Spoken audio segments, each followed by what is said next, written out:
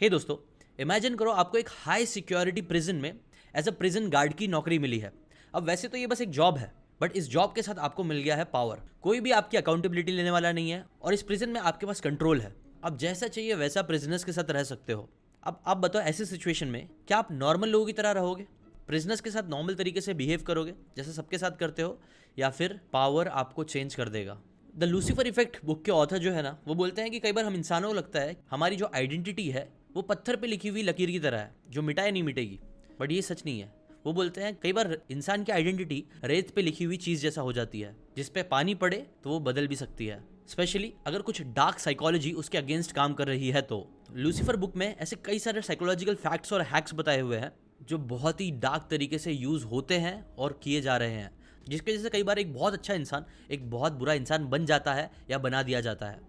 अगर आप चाहते हो कि ऐसी कोई डार्क साइकोलॉजी आपके अगेंस्ट ना काम करे तो आज का वीडियो जरूर देखना। आज मैं आपको इस बुक के थ्रू 11 ऐसे डार्क साइकोलॉजिकल हैक्स बताने वाला हूं जो बहुत पावरफुल है, जिनका यूज कई बार गलत चीजों के लिए होता है, कई बार शायद आपके अगेंस्ट भी हो सकता है, इसलिए इन्हें गौर से सुनना समझना। Hack number 1, illusion of personal control. अब जैसे मैंने आपको इमेजिन करने बोला था, एक्चुअल में सिर्फ कोई इमेजिनरी चीज नहीं है, ऐसा किया गया था एक एक्सपेरिमेंट में जो द स्टैनफोर्ड प्रिजन एक्सपेरिमेंट नाम से फेमस है, जिन्हें फिलिप जिम्बार्डो ने 1971 में किया था। ये साइकोलॉजी का one of the most striking studies बोली जाती है, जो प्लान करा गया था 2 हफ्ते के लिए, लेकिन इसके रिजल्ट्स कुछ इतने शॉकिंग थे, इतने भयानक थे कि इस स्टडी को सिर्फ 6 दिन में बंद करना पड़ गया। एक्सपेरिमेंट कुछ ऐसे करा गया था, स्टैनफोर्ड यूनिवर्सिटी की बेसमेंट में एक सिमुलेटेड प्रिजन बनाया गया जिसमें 24 साइकोलॉजिकल स्टेबल बच्चे उन्हें लिया गया और उन्हें रैंडमली रोल असाइन कर दिए गए। कुछ बने गार्ड्स और कुछ बने प्रिजनर्स, और ये चीज को उन्होंने बस ऐसे ही नहीं किया, बहुत ही सोफिस्टिकेटेड तरीके से किया। जिन्हें प्रिजनर्स बनाया गया था उन्हें उनके घर से अरेस्ट करा गया, उन्हें ब्लाइंड फोल्ड करा गया, उन्हें स्ट्रिप करके उन्हें यूनिफॉर्म्स पहनाई गई जो प्रिजनर्स की होती है, नंबर्स असाइन करे गए और उनकी आइडेंटिटी उनसे छीन ली गई। जबकि गार्ड्स को यूनिफॉर्म, सनग्लासेस ताकि वो आई कांटेक्ट ना कर सके, हाथ में वो डंडी जिससे उन्हें अथॉरिटी और एनोनिमिटी मिले। ना स्टार्टिंग के पहले दिन तो कुछ नहीं हुआ, लेकिन 1-2 दिन में ही जो गार्ड्स थे ना, उनका अब्यूजिव बिहेवियर दिखने लग गया। वो जो प्रिजनर्स लोग थे, जो शायद उनके एज के ही थे, उनके दोस्त जैसे लोग थे, उनके साथ उन्होंने हार्श चीजें करना स्टार्ट कर दी। अगर कोई बात ना माने तो उन्हें सॉलिटरी कन्फाइनमेंट में डाल दिया जाता था। उनसे कई बार गंदी चीजें कराई जाती, जैसे टॉयलेट को हाथ से साफ करना या फिर उनको नेकेड कर देना, और ऐसी कई सारी क्रूएल्टी वो लोग करना स्टार्ट कर दिए। 3 दिन के अंदर वो जो प्रिजनर्स बनाए गए थे उनमें से कई लोग इमोशनली ब्रेकडाउन होने लग गए। एक तो जोर जोर से चिल्लाने लग गया, बिकॉज वहां का जो कंडीशन थी वो उन्होंने इतनी एक्सट्रीम बना दी थी। जिम्बार्डो को कुछ लोगों को इसलिए पहले ही रिलीज करना पड़ गया, बट फिर भी उन्होंने कंटिन्यू रखा। डे 6 को जिम्बार्डो की जो एक कलीग थी क्रिस्टीना, जब वो वहां पे गई और उसने देखा कि जो गार्ड्स है वो कितने ब्रूटल हो चुके हैं, ये भूल ही चुके हैं कि एक स्टडी है, तब उन्होंने कुछ एथिकल क्वेश्चंस लाए और जिसकी वजह से फिर जिम्बार्डो ने 6 दिन में ही उस एक्सपेरिमेंट को करना बंद कर दिया। और यहीं से आता है पहला लेसन, जो है इल्यूजन ऑफ पर्सनल कंट्रोल। कई बार ना हमें लगता है कि हमारे जो एक्शन है, हम जो चीजें कर रहे हैं वो खुद के डिसीजन की वजह से कर रहे हैं, लेकिन ये एक्चुअल में सिर्फ एक इल्यूजन है। आप कैसे बिहेव करते हो ये बहुत ज्यादा साइकोलॉजी के थ्रू लोग यूज कर सकते हैं, आपको मैनिपुलेट कर सकते हैं, और जैसा किया भी जा रहा है। इनफैक्ट इससे आता है रिलेटेड सेकंड लेसन, जो है सिचुएशनल इन्फ्लुएंस। और इसके लिए मैं आपके साथ एक कहानी शेयर करूंगा। एक रियल लाइफ ट्रैजिक इवेंट हुआ था उरुग्वेयन एयरफोर्स फ्लाइट 571 के साथ, जिसे एंडीज फ्लाइट डिजास्टर भी बोला जाता है। हुआ ये था कि 1972 में एक प्लेन जिसमें 45 पैसेंजर्स थे, कई सारे इसमें से उरुग्वेयन रग्बी टीम के जो लोग थे, उनके फ्रेंड्स एंड फैमिली मेंबर्स सब थे। वो प्लेन क्रैश हो गई एंडीज माउंटेन में। कई लोग मर गए, लेकिन कई सारे लोग बच भी गए थे। बट वहाँ की जो कंडीशन थी वो एक्सट्रीम थी। फ्रीजिंग टेम्परेचर था, खाना बराबर था नहीं, और रेस्क्यू की होप बहुत कम थी। इनिशियली तो उन्होंने जैसे तैसे कम खाने में चला लिया, चॉकलेट और ऐसे नॉर्मल चीज़ें खा के, बट फिर सिचुएशन कुछ ऐसी हो गई, भूख उनके ऊपर ऐसी हावी होने लग गई कि फिर उन्होंने एक डिसीजन लिया। डिसीजन था कैनिबलिज्म का। उन्होंने जो लोग मर गए थे उन्हें एक एक करके खाना चालू कर दिया ताकि वो सस्टेन कर सके। अब देखो, किसी नॉर्मल कंडीशन में कोई भी इंसान से अगर आप पूछोगे कि क्या कभी आप किसी इंसान को खाना चाहोगे, तो कोई भी नहीं बोलेगा कि हाँ मैं खाऊंगा। बट डार्क साइकोलॉजी ये बताती है ना कि अगर सिचुएशन आ जाए तो हम कई बार ऐसे कदम उठा लेते हैं शायद जिसके हम बहुत ज़्यादा अगेंस्ट थे। जो स्टैनफोर्ड प्रिजन एक्सपेरिमेंट था उसने भी बताया कि अगर आप लोगों को ऐसे सिचुएशन में डाल दो जहां आप लोगों को पावर दे दो, तो वो उस पावर का इस्तेमाल कई बार गलत तरीके से करने ही लग जाएंगे। Hack number 3, role play and identity shift. इस लेसन को समझाने के लिए एक एक्सट्रीम एग्जाम्पल आपको बताता हूँ, जो 1968 में हुआ था वियतनाम वॉर के टाइम, जिसे माय लाय मैसेकर नाम से जाना जाता है। बेसिकली आपको पता ही होगा यूएस और वियतनाम के बीच में वॉर चल रही थी। तब यूएस के कुछ ऑफिसर्स सोल्जर्स एक माय लाय नाम के विलेज में घुस गए। अब उन्हें ऑर्डर मिला था कि कोई भी उन्हें वियट कॉन्ग के फोर्सेस अगर उन्हें वहां पे मिलेंगे उन्हें उनको मार देना है। बट जब वो वहां पे पहुंचे तब उन्हें सिर्फ अनआर्म्ड सिविलियंस मिले, जिसमें औरतें, बच्चे और बूढ़े सब थे। बट इन सोल्जर्स ने फिर भी अपने ऑर्डर को माना, जो शायद उन्हें दिया भी नहीं गया था। उन्होंने वहां पे मास मर्डर किए, रेप किया, बच्चों को भी मार डाला। और जब सोल्जर से पूछा कि ऐसा क्यों हुआ, तो उन्होंने अपने एक्शंस को जस्टिफाई किया कि we are just following orders from higher rank officials. ये एग्जाम्पल बताता है कि कैसे अगर आप किसी एक इंसान को कोई रोल प्ले करने बोलो, एक आइडेंटिटी दे दो, एक टाइटल दे दो, एक रोल दे दो और फिर उनको ऑर्डर फॉलो करने बोलो, तो कई बार लोग आंख बंद करके फॉलो करेंगे और खुद के हिडन एजेंडास को कई बार अंजाम देने की कोशिश कर सकते हैं। और इसके ऊपर एक बहुत अच्छा कोट भी ऑथर ने बोला है कि give people a title and they live up to it, often in extreme ways. और ये करने के लिए साइकोलॉजी का कई बार एक और कॉन्सेप्ट यूज होता है, लेसन 4, जो है dehumanisation, turning people into others. एक काफी शॉकिंग रियल वर्ल्ड एग्जांपल इसका है रवांडा जेनोसाइड का, जो 1994 में हुआ था, जहां पे अप्रोक्सीमेटली 8 लाख टुट्सी और मॉडरेट हुतू पीपल को ब्रूटली मर्डर कर दिया गया था सिर्फ 100 दिन के अंदर। और ये चीज हुई कैसे? डीह्यूमनाइजेशन की वजह से। बेसिकली बात ये थी ना कि जो तुत्सी के एथनिक ग्रुप वाले थे, उनके अगेंस्ट में कुछ बड़े पॉलिटिकल लीडर्स थे जो उन्हें बार बार एड्रेस करते थे, इंसान बोल के नहीं बल्कि कॉकरोचेस बोल के। बड़े बड़े पॉलिटिशियंस, मीडिया आउटलेट्स, मिलिटियास, ये सभी लोग ऐसे कमेंट्स बार बार पास करते रहते थे, रेडियो ब्रॉडकास्ट पे, पैम्पलेट्स पे, स्पीचेस में। और ये चीज लाइव ब्रॉडकास्ट होती थी नेशन वाइड, जिस वजह से धीरे धीरे उन्होंने उनको ह्यूमन से हटा के कॉकरोच और स्नेक समझने लग गए। और इसके साथ सोने पे सुहागा था प्रोपोगेंडा। तुत्सी लोगों के खिलाफ फॉल्स इन्फॉर्मेशन और फैब्रिकेटेड स्टोरीज भी फैलाई गई, जिसकी वजह से ही क्या हुआ कि उन लोगों को कॉकरोच और स्नेक्स की तरह मारना लोगों ने चालू कर दिया। और इसी वजह से 8 लाख लोगों ने 100 दिन के अंदर अपनी जान गंवा दी। Because if you see someone as less than human, it's easier to justify harm. Dehumanisation कई बार सिर्फ दूसरों के लिए नहीं, लोग अपने लिए भी करते हैं। जैसे कि मास्क पहन लेंगे या फिर एनोनिमस यूजर नेम के थ्रू जो मन चाहिए वो सोशल मीडिया पे फॉलो कमेंट करेंगे, लोगों को बुरा भला बोलेंगे और अपने दिल की गंदगी सामने रख देंगे। इसका भी लोग यूज करते हैं और इससे आपको बचना चाहिए। प्लस इसके साथ एक और बहुत हार्मफुल साइकोलॉजी का कॉन्सेप्ट है जिसे बोलते हैं ग्रुप थिंकिंग या फिर कलेक्टिव ब्लाइंडफुलनेस। आपने देखा होगा कई बार कभी हम घूमने जाते हैं तो हम देखते हैं एक ग्रुप है लड़कों का यूजुअली जो बहुत ही ज्यादा मस्ती कर रहे हैं, मजाक कर रहे हैं और ऐसी ऐसी चीजें कर रहे हैं जिसकी वजह से दूसरों को तकलीफ हो रही है, बट स्टिल कोई उस चीज पे ध्यान नहीं दे रहा है। क्यों? क्योंकि कलेक्टिवली जब हम ग्रुप थिंकिंग में होते हैं तो कई बार हमारा IQ थोड़ा कम हो जाता है। और ये चीज़ मैंने खुद भी नोटिस करी है। अगर हमारे दोस्तों का बहुत बड़ा ग्रुप चले जाएगा, हम लोग बहुत ज़्यादा ही मस्ती करने लग जाते हैं। अब ये चीज़ छोटे मोटे लेवल पे तो कोई इतनी प्रॉब्लम वाली चीज़ नहीं है, बट यही साइकोलॉजी बड़े लेवल पे बहुत हार्म कर सकती है और लोगों का नुकसान भी कर सकती है। एग्जाम्पल, 1986 में एक स्पेस शटल चैलेंजर डिजास्टर हुआ था। ये ग्रुप थिंकिंग की वजह से ही हुआ। ये था कि जो इंजीनियर्स थे मॉर्टन थियोकॉल के, उन्होंने कंसर्न रेस किया कि जो रॉकेट की ओ रिंग्स है उनकी सील फेल हो रही है ठंडे वेदर में। और ये चीज़ उन्होंने लॉन्च डे के दिन ही बताई। उन्होंने बताया कि लो टेम्परेचर की वजह से सील्स मैन्युफैक्चर कर सकता है और डिजास्टर हो सकता है। ये वार्निंग देने के बाद भी नासा और मॉर्टन मैनेजमेंट वाले लोगों को, क्योंकि उनके ऊपर प्रेशर था लॉन्च के शेड्यूल, मल्टीपल डिलेज होने की वजह से, इसीलिए सबका एक कलेक्टिवली थिंकिंग थी कि चलो करते हैं, जो होगा देखा जाएगा। और पता है इस चीज़ की वजह से हुआ क्या? 73 सेकेंड्स के बाद ही वो जो चैलेंजर था वो टूट गया और उसमें 7 एस्ट्रोनॉट्स थे जो सब लोग अपनी जान से हाथ धो बैठे। ग्रुप थिंकिंग जो होता है ना, वो कई बार एक प्रेशर क्रिएट कर देता है, जिसकी वजह से कई बार हम उसके अगेंस्ट जाके कोई एक्शन नहीं ले पाते हैं, भले से एक ग्रुप गलत ही क्यों ना हो। और इससे हमें लेसन नहीं समझना चाहिए जस्ट बिकॉज एक बड़ा ग्रुप कोई एक बात बोल रहा है तो ज़रूरी नहीं वो सही है। और कई बार ग्रुप में होने के बाद आपके ऊपर भी प्रेशर आएगा, बट वो टाइम पे आपको खड़े रहना है। आपको याद रखना है कि एक साइकोलॉजिकल प्रिंसिपल है जिससे आपको लड़ना है और गलत के खिलाफ फिर भी आवाज़ उठानी है अगर ऐसा कुछ हो रहा है तो। और उसके साथ साथ आपको नेक्स्ट साइकोलॉजिकल हैक भी याद रखना है जिसे बोलते हैं लेबलिंग। लेबलिंग एक बहुत ही कॉमन चीज़ है जो पेरेंट्स, टीचर्स, सोसाइटी मेंबर्स और हम खुद कई बार अपने लिए यूज़ कर लेते हैं। जैसे कि फॉर एग्जांपल एक बच्चे को बोल दिया ये तो बहुत ज़्यादा मस्तीखोर है, और बार बार जब चाइल्ड को लेबल कर दिया जाता है कि एक ट्रबल मेकर है, एक मस्तीखोर बच्चा है, टीचर्स, पेरेंट्स या दूसरों की वजह से, तो ये चीज़ इंटरनलाइज हो जाती है। वो बच्चा खुद बिलीव करने लगता है कि हाँ मैं वही हूँ, और फिर उस तरीके से ही और बिहेव करने लग जाता है। वो उस लेबल को फिर रीइंफोर्स करता है। इसीलिए लेबलिंग करना भी इतनी अच्छी चीज़ नहीं है, बट हाँ इसे पॉजिटिवली भी यूज़ किया जा सकता है। जैसे कि अगर आप किसी बच्चे को बोलते हो कि तू गिफ्टेड है, तू बहुत स्मार्ट है, तेरे अंदर बहुत अच्छा डिसिप्लिन है, तो फिर बच्चा अपने आप को उस लेंस से ही देखने लग जाएगा। वो अपने लिए एक एक्सपेक्टेशन सेट कर लेगा जिसे वो अपने एक्शंस के थ्रू सही करने की कोशिश करेगा। बट हाँ, याद रखो, इसको अगर आप गलत तरीके से यूज करोगे तो ये बच्चों में स्ट्रेस, परफेक्शनिज्म और फियर ऑफ फेलियर भी डाल सकता है। इसके लिए आप किसको क्या लेबल दे रहे हो, अगेन बहुत सोच समझ के देना चाहिए। कई बार हम लोगों को जाने अनजाने में बोल देते हैं कि ये तो चोर है, ये तो क्रिमिनल है, ये तो ये है, वो है। ऐसी कई बार हम लोग बहुत लाइटली लोगों को लेबल्स दे देते हैं। हम ये नहीं सोचते कि हमारा ये लेबल देना एक्चुअल में कितनी बड़ी प्रॉब्लम क्रिएट कर सकता है उनके खुद के लिए और हम सबके लिए भी। बिकॉज साइकोलॉजी का एक और नेक्स्ट कॉन्सेप्ट है, एक नेक्स्ट लेसन है जिसे बोलते हैं सेल्फ फुलफिलिंग प्रोफेसी।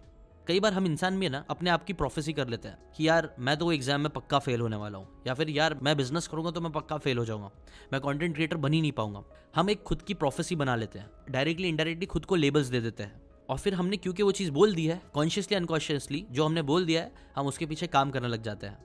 आपने इसके बारे में स्टडी भी पढ़ी होगी शायद, कि एक आदमी था जो बहुत हेल्दी था, अच्छा फील कर रहा था, फिट है, बट फिर उसको एक जन ने आके बोला कि क्या हुआ यार, तेरी तबीयत ठीक नहीं है क्या, बहुत डाउन डाउन लग रहा है। तो पहले आदमी को तो उसने बोल दिया कि नहीं सब ठीक है, बट फिर जब दूसरा आदमी ने आके उसको बोला या किसी कलीग ने आके बोला क्या हुआ, तेरी तबीयत ठीक नहीं है क्या, तब उसके दिमाग में डाउट आ गया। तब उसने बिलीव करना चालू किया कि हाँ यार शायद मेरी तबीयत ठीक नहीं है।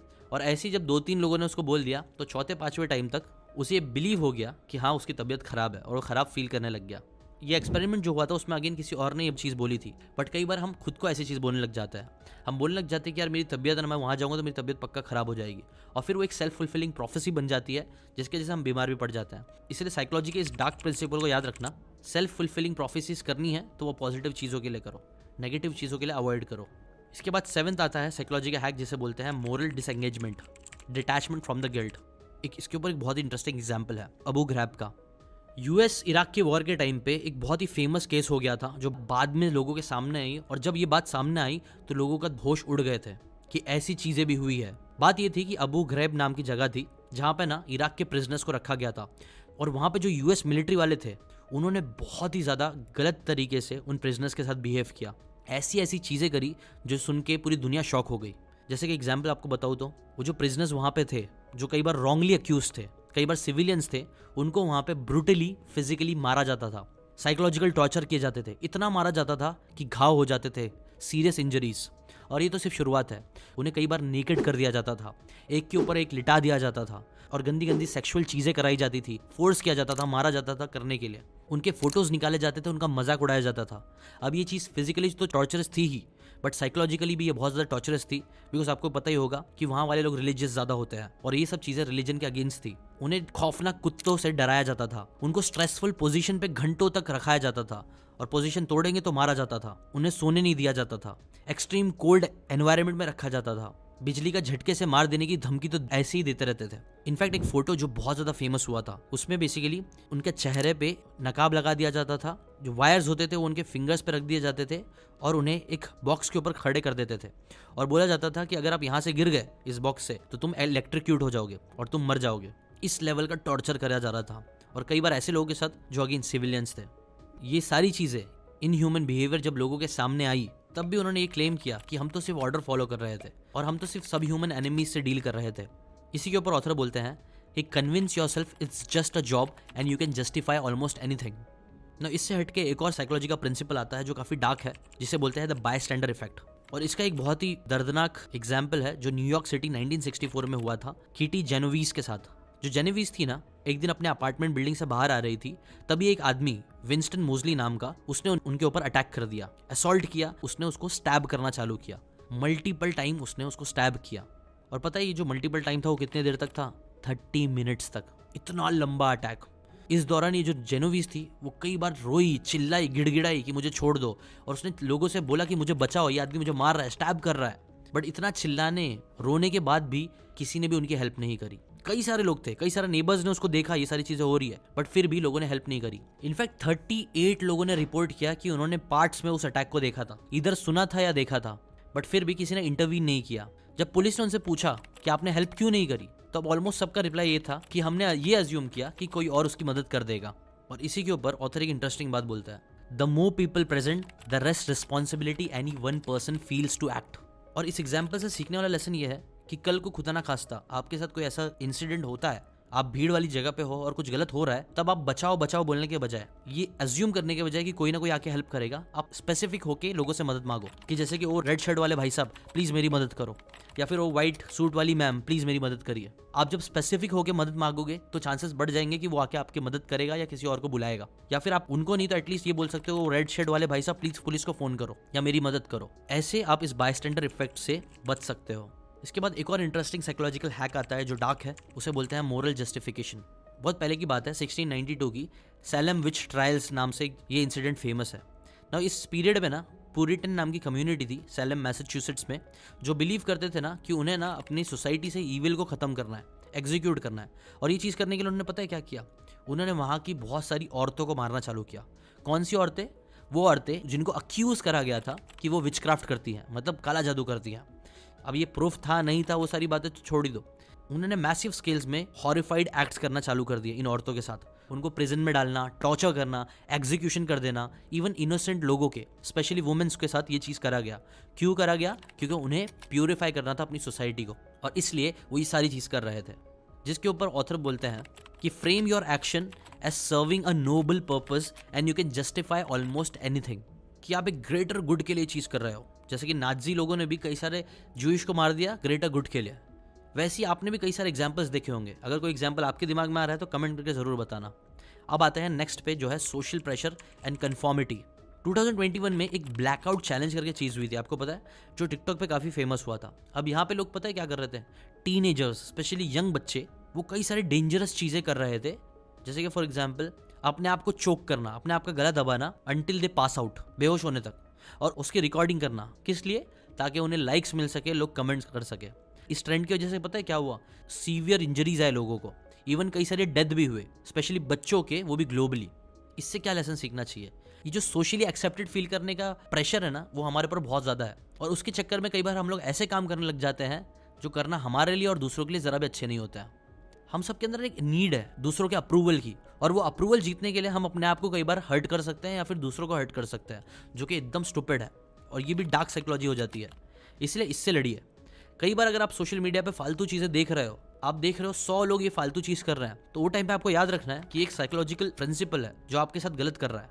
एक लूसीफर इफेक्ट है, शैतान की चीज़ है जिससे आपको बचना चाहिए। 100 लोग गलत काम कर रहे हैं तो आपको 101th पर्सन नहीं बनना है जो सेम वो गलत काम करे, आपको उससे लड़ना है। इनफैक्ट ये जितनी भी लेसन्स मैंने आपको डार्क साइकोलॉजी के बताए हैं, जो हैक्स इंसानों के अगेंस्ट काम करते ही करते हैं, उनसे लड़ने का ना एक ही सोल्यूशन है। बताओ क्या है वो? एक वर्ड में, एम्पैथी। अगर हम दूसरों के लिए एम्पैथी रखना चालू कर दे, अपने लिए भी एम्पैथी रखना चालू कर दे, तो ये डार्क साइकोलॉजिकल कॉन्सेप्ट काम नहीं आएंगे। मैक्सिमम चीज़ें होती ही तब है जब हम एम्पैथी को अपनी लाइफ से निकाल देते हैं। उसके पीछे भी एक बहुत बड़ा रीज़न मुझे लगता है सोशल मीडिया है, जहाँ पे हम लोग है ना वायलेंस को आम होता हुआ देख रहे हैं। यहाँ पे कोई मर रहा है, वहाँ पे कोई मर रहा है, कोई किसी को मार रहा है। ये जो वायलेंस की चीज़ है वो इतनी आम हो चुकी है, हम इतना ज़्यादा आम तरीके से इस वायलेंस को देख रहे हैं, फील कर रहे हैं, इसके बारे में सुन रहे हैं, ये चीज़ भी हमें डीह्यूमनाइज कर रहा है। ये चीज़ हमारे अंदर से एम्पैथी निकालते जा रहा है। इसलिए मैं आपसे सजेस्ट करूंगा कि ऐसे फालतू कंटेंट भी कम से कम देखिए और एम्पैथी को ग्रो करने की कोशिश करिए। एक्सरसाइज करिए, दूसरों के शूज़ में आके सोचिए कि जो उस इंसान के साथ हो रहा है, अगर वो चीज़ सेम आपके साथ होने लग जाए तो आपको कैसा लगेगा। एक बार फील करके देखो, ये चीज़ आपके अंदर एम्पैथी बढ़ाएगी। और ये जितनी भी डार्क साइकोलॉजी है, जिसे ऑथर लूसीफर इफेक्ट बोलते हैं, शैतान का इफेक्ट जो है, उससे हम लड़ पाएंगे, खुद एक बेटर ह्यूमन बीइंग बन पाएंगे, एक बेटर सोसाइटी बना पाएंगे जो इतनी डार्क नहीं होगी। इस वीडियो को खत्म करने से पहले अगेन मैं आपसे क्वेश्चन पूछना चाहूंगा कि अब अगर आपको जॉब मिल जाए एज अ प्रिजन गार्ड और आपके पास पूरी फ्रीडम हो, आपको कोई अथॉरिटी पूछ ना रही हो, आप जैसा चाहिए वैसा प्रिजनर्स के साथ बिहेव कर सकते हो, तो ऐसे टाइम पे अब आप कैसा बिहेव करोगे? देखो, टू बी ऑनेस्ट, ये वीडियो देखने से पहले तक मुझे नहीं पता कितने लोग पावर का गलत इस्तेमाल करते हैं, बट मुझे लगता है ये वीडियो देखने के बाद अगर आपको पावर मिलता है कभी फ्यूचर में, तो आप डार्क साइकोलॉजी को अपने ऊपर हावी होने देने के बजाय उसके अगेंस्ट जाओगे और वो चीज़ करोगे जो सही है। और इसीलिए मुझे लगता है ये वीडियो बहुत पावरफुल भी है, जिसे हमें जितना हो सकता है उतना दूसरों के साथ शेयर करना चाहिए, ताकि आज नहीं तो कल जितने भी पावरफुल लोग हैं उन तक ये वीडियो पहुंचे, उन्हें भी ये रियलाइज हो सके कि कहीं जो वो चीज़ें कर रहे हैं जाने अनजाने में, वो कहीं लूसीफर इफेक्ट तो नहीं, वो कहीं डार्क साइकोलॉजी तो नहीं जो उनके अगेंस्ट और दूसरों के अगेंस्ट काम कर रहा है, जो आज शायद उन्हें समझ में नहीं आ रहा है, लेकिन इतिहास के पन्नों में वो एक ऐसे इंसिडेंट बन के छप जाएगा, उनका नाम छप जाएगा, जो इटर्निटी तक उनको एज अ विलन दिखाएगा, ना कि एज अ हीरो जिसने सच्चाई का स्टैंड लिया और लूसीफर इफेक्ट से हट के सही काम किया, एम्पैथी रखते हुए, एक इंसान बनते हुए।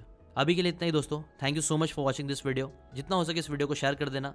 ऐसी ही मैं बुक्स की अमेजिंग बातें आप लोगों के साथ लेके आता रहूँगा। और हाँ, मैंने एक कम्युनिटी भी क्रिएट करी है, व्हाट्सएप कम्युनिटी सीकेन की। आप वो भी ज्वाइन कर लो ताकि हम वहाँ पे कनेक्टेड रहे। ऐसी जो मैं समरीज बनाता हूँ उनकी भी 1 पेज PDF मैं आप लोगों को देता रहूँगा ताकि आप उसको देख के रिवाइज कर सको और आने वाले टाइम में सीख के अपनी लाइफ को और इम्प्रूव करते रहो। अभी के लिए इतना ही, मिलते हैं नेक्स्ट वीडियो में। Bye bye.